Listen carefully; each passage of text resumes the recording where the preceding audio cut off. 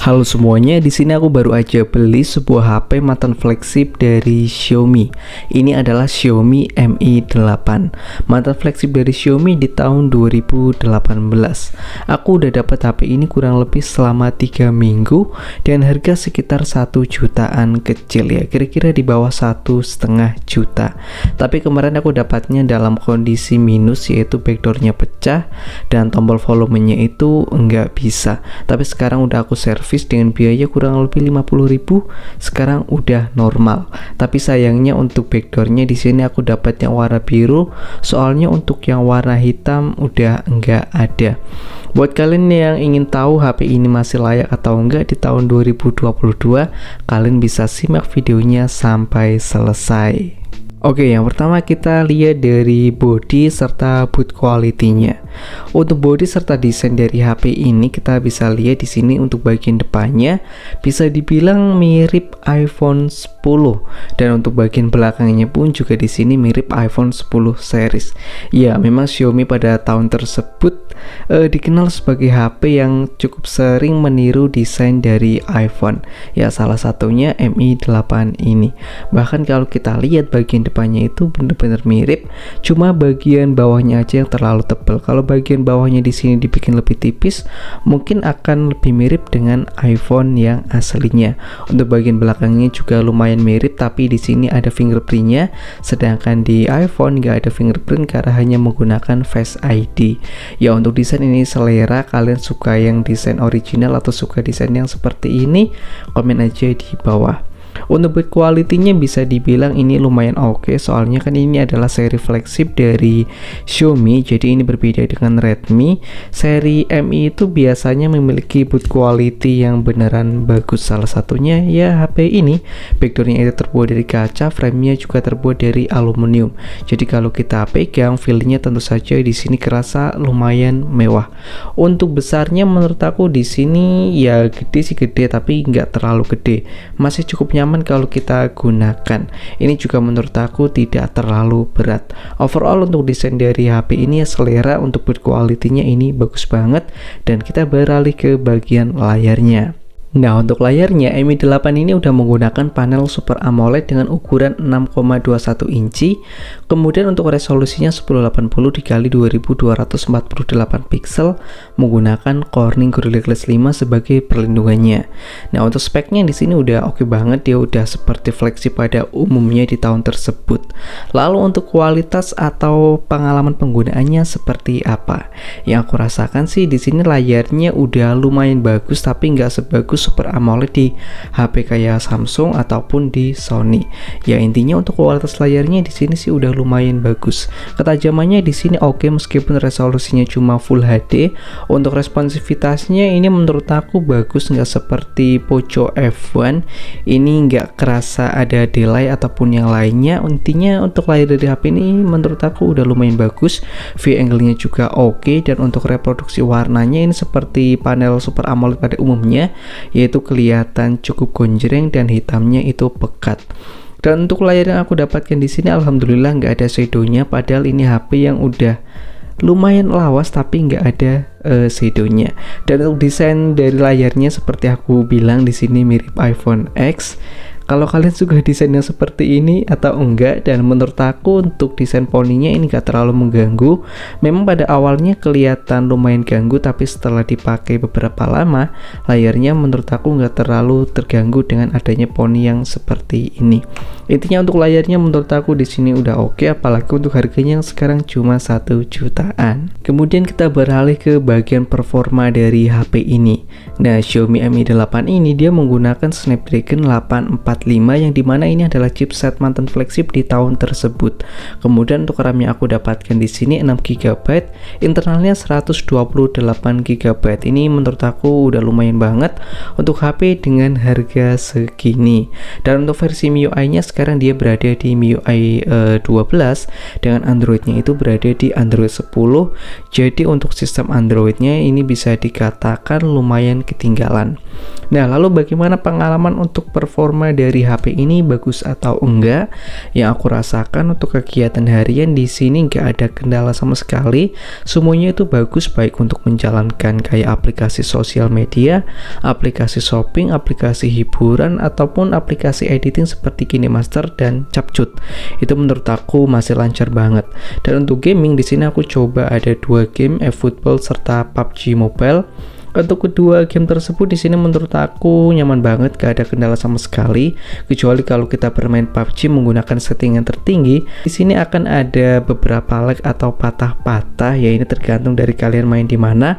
Kalau main di ruangan yang dingin atau memakai cooling, itu akan terasa lumayan nyaman. Tapi jika kalian bermain tanpa cooling dan di tempat yang panas, menggunakan settingan tertinggi itu kurang nyaman. Saran aku kalau mau lebih nyaman, kalian bisa bermain menggunakan settingan smooth ekstrim. Itu menurut aku udah nyaman banget. Kurang lebih selama 3 match itu nggak ada kendala sama sekali. Ya pada intinya untuk performa dari HP ini untuk kegiatan harian udah lancar banget. Dan untuk game tergantung gamenya dan settingannya. Semakin tinggi settingannya tentu saja ya ini kurang oke, soalnya ini kan prosesor yang bisa dibilang udah lumayan lawas. Kemudian untuk UI-nya, jujur aku kurang suka UI dari MIUI karena aku suka yang simple-simple seperti di One UI ataupun di Google Pixel. Itu menurut aku udah nyaman. Dan MIUI yang aku rasakan di sini kerasa lumayan ribet dan lumayan berat. Tapi ya untuk UI sekali lagi ini seputar selera. Dan untuk baterainya, HP ini itu baterainya cuma di angka 3000-an mAh. Untuk kegiatan harian ini mungkin akan kurang, soalnya kan HP zaman sekarang kapasitasnya udah bisa dibilang lumayan tinggi, sedangkan di HP ini cuma 3000-an mAh. Apalagi jika kalian membeli HP ini dalam kondisi bekas, mungkin baterainya akan kurang awet. Saran aku kalau mau beli HP seperti ini ya baterainya diganti supaya lebih awet. Dan untuk SOT-nya aku dapatkan di HP ini cuma kurang lebih ya 4 jaman aja, itu dengan kegiatan yang biasa aja. Untuk kegiatan yang berat mungkin paling cuma 2 jaman aja. Jadi untuk baterai dari HP ini bisa dikatakan kurang awet soalnya kapasitasnya kecil. Dan kita beralih ke bagian yang selanjutnya, yaitu bagian kamera. Nah, HP ini itu menggunakan dual kamera di bagian belakang dengan kamera utamanya itu 12 megapiksel. Udah ada OIS-nya, kemudian yang satunya ada telefoto menggunakan resolusi 12 megapiksel. Ini udah bisa 2 kali optical zoom, bisa merekam sampai dengan 4K 60 fps. Untuk kualitas kameranya seperti apa, bagus atau enggak? Yang aku rasakan di sini menurut aku lumayan bagus untuk fotonya. Ini ya seperti Xiaomi yang biasanya kita kenal, yaitu dengan gambar yang natural, nggak dilebih-lebihkan. Ini juga menurut aku lumayan tajam.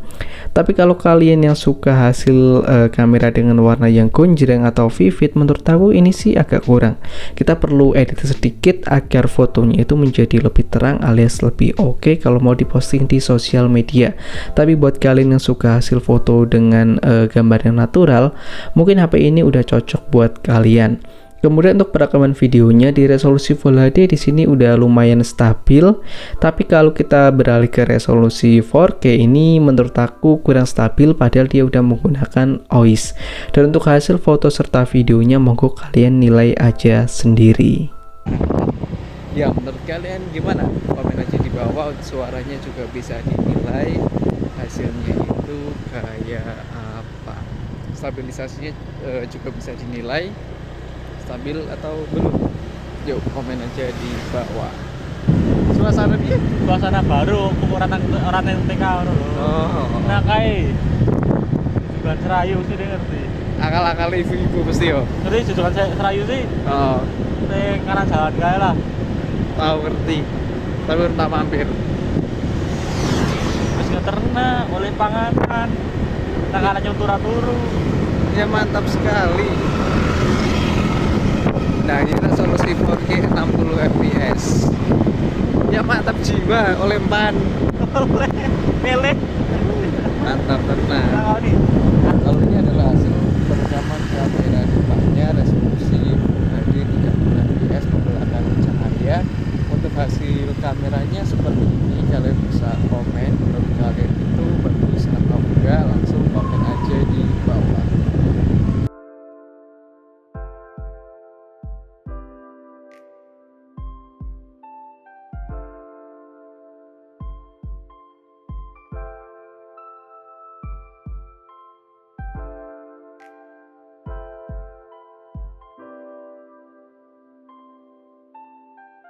Nah, untuk hal lain dari HP ini, dia itu speakernya dia masih menggunakan mono speaker, belum seperti flagship pada umumnya. Ya, ini wajar pada tahun tersebut, emang Xiaomi di flagshipnya belum terlalu bagus. Tapi untuk kualitas speakernya yang aku rasakan di sini udah lumayan bagus untuk kelas speaker mono. Tapi buat kalian yang biasa dengerin speaker yang stereo, mungkin ini akan kurang. Untuk hasil dari speakernya adalah sebagai berikut ini.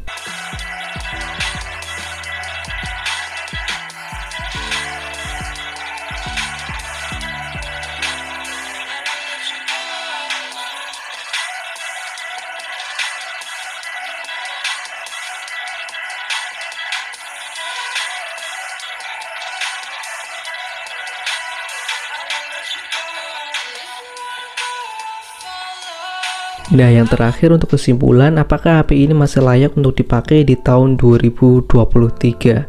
Yang aku rasakan, menurut aku HP ini masih layak, apalagi buat kalian yang dapat HP ini dengan harga yang relatif murah.